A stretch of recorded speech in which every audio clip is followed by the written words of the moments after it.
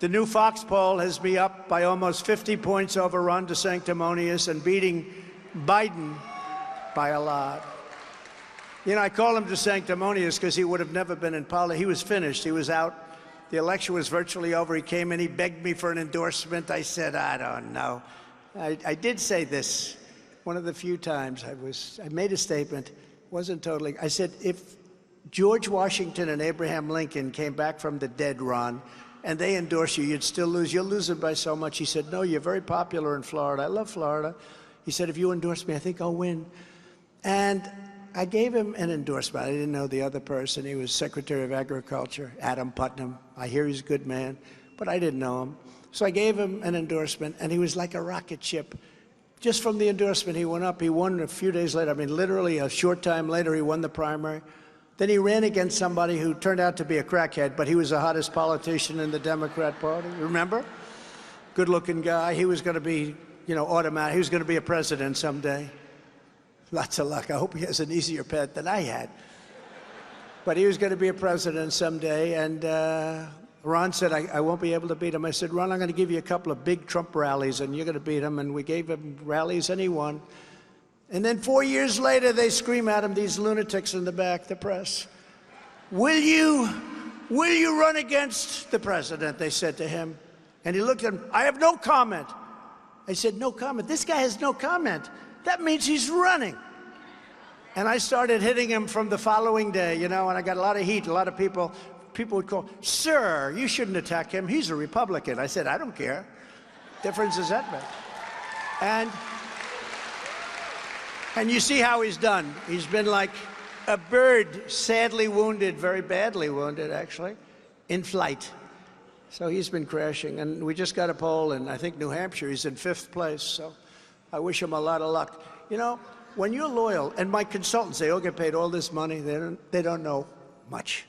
Okay? I want to use the word crap, but then I get myself in trouble. The First Lady says, darling, you shouldn't use that word. Sometimes I'll say hell. She said, darling, you shouldn't use that word. I don't know. But so I won't use the word crap. I won't use it. But they don't know too much. It doesn't sound as good when you say that, right? They don't know too much. They don't know crap. Right, Wesley? Wesley knows what I'm talking about, right? But anyway, but they said the people don't care about loyalty. Look, they don't care if he was loyal to you or not. Don't even mention it. I said, let me do my own thing, if you don't mind. They said, you'll never run for president because nobody ever became president unless you were a general. Did you know that? 92% of the people were politicians, and 8% were generals.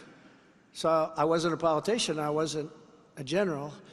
And I ran. They said, you won't win. So these are the same people that are telling me this. But with Ron, they said, nobody cares about his loyalty to you. Take it off the table. I said, I'm not going to take it off the table. I'm going to. And you know what? I think it's one of the big reasons that he's failed so badly. Second of all, he is not a talented politician, obviously, because he hasn't done very well. But, you know, when you get somebody, Wesley, here's a guy who's loyal to me. I gave him an indictment. By the way, I think Wesley would say I helped him a hell of a lot, right? But he's somebody that appreciates it. I think people should appreciate it. I appreciate it when people do things for me. But this guy didn't appreciate it, so I hit him exceedingly hard. Some people say, why do you hit him so hard? Because I gave him the position, I made him, and then he announced he was going to run against me. That's a bad seed. That's a bad seed. In the CBS poll, I'm beating Biden and leading by, in some cases, 15 points with independents. Remember, they used to say, well, Trump has a problem with independents. I don't think so. Then they said, Trump has a problem with women. No, I don't have a problem with women. You know, the women...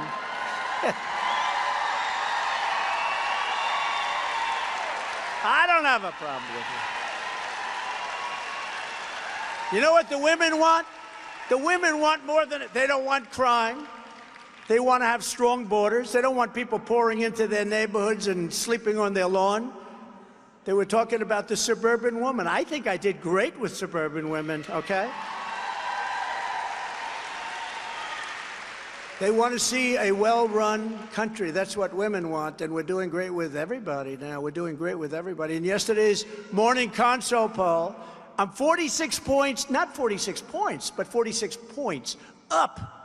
Not just at 46. Most people would be very happy to have 46. No, I'm 46 up in the primary and beating Biden in the general election, while DeSantis is losing.